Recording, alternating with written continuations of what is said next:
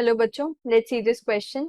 The question says addition of water in presence of concentrated H2SO4 few drops to 2-methyl propene produces alcohols in accordance with, and the options are, first option is anti-Markov-Nikov's addition, second option is Markov-Nikov's rule, third option is Setzeff's rule and fourth option is Hoffman rule.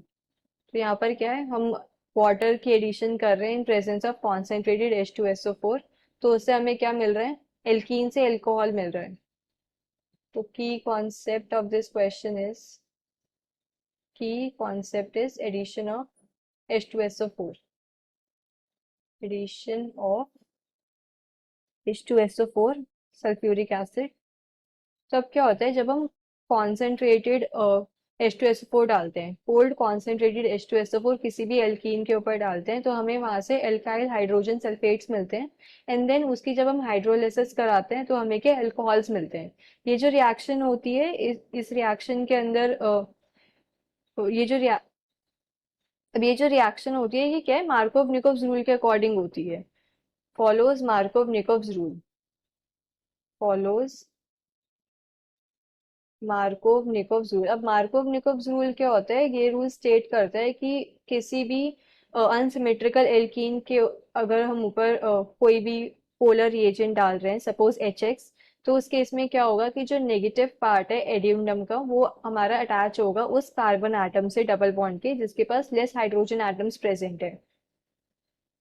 सो यहाँ पर क्या है कि अगर मेरी suppose कोई भी propene है मेरे पास, normal propene CH3 CH double bond CH2, ये मेरे पास प्रोपीन है. प्रोपीन के ऊपर अगर मैंने यहाँ पे कॉन्सेंट्रेटेड H2SO4 डाला, तो कॉन्सेंट्रेटेड H2SO4 ब्रेक हो सकता है H positive and OSO3H negative. So इसके अंदर जो नेगेटिव पार्ट है एडियमडम का, OSO3H नेगेटिव, ये उस कार्बन एटम से अटैच होगा डबल बॉन्ड के जिसके पास less number of hydrogen atoms present है.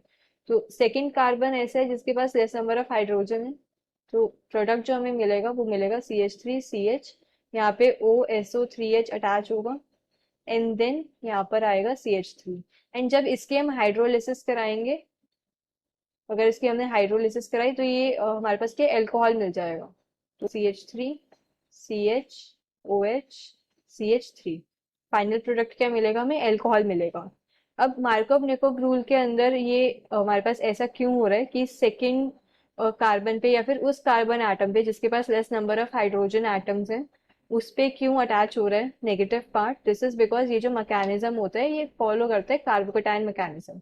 हमारा जो इंटरमीडिएट बनता है वो कार्बोकेटाइन बनता है एंड हम कार्बोकेटाइन की स्टेबिलिटी देखते हैं.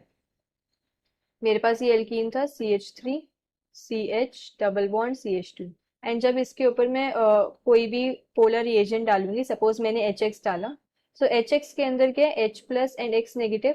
सबसे पहले H प्लस अटैच होगा, तो H प्लस के दो पॉसिबिलिटीज है, कार्बन 1 पे एंड कार्बन 2 पे अटैच हो सकता है. तो अगर वो कार्बन 1 पे अटैच होता है तो CH3 CH पॉजिटिव CH3, तो ये जो कार्बोकेटाइन बना ये है 2 डिग्री कार्बोकेटाइन. बट अगर वो कार्बन 1 पे अटैच होता है, मतलब अगर वो कार्बन 2 पे अटैच होता है H जो है, तो CH3 CH2 CH2 एंड ये पॉजिटिव. तो अब जो कार्बोकेटाइन जनरेट हुआ ये है 1 डिग्री. एंड 2 डिग्री कार्बोकेटाइन क्या होता है, ज्यादा स्टेबल होता है as compared to 1 degree carbocation. Therefore जो हमें प्रोडक्ट मिलता है वो मेजर प्रोडक्ट तब मिलता है जब X नेगेटिव 2 डिग्री कार्बोकेटाइन पे अटैक करता है एंड हमें मिलता है CH3 CH X CH3. तो इस केस में क्या हो गया कि जो नेगेटिव पार्ट है एडियमडम का वो उस कार्बन एटम से अटैच हो रहा है जिसके पास less number of hydrogen atoms है.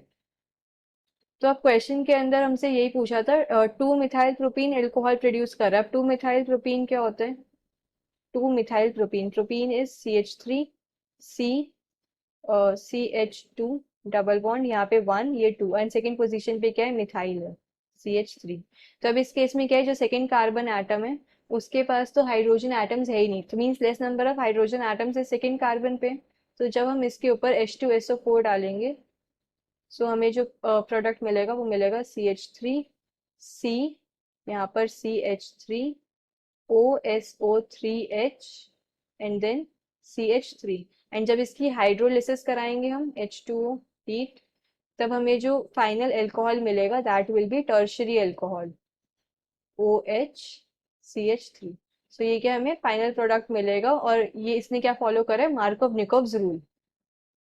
So we can say the final answer is option B, Markov-Nikovs rule. Hope you understood this well. Best of luck.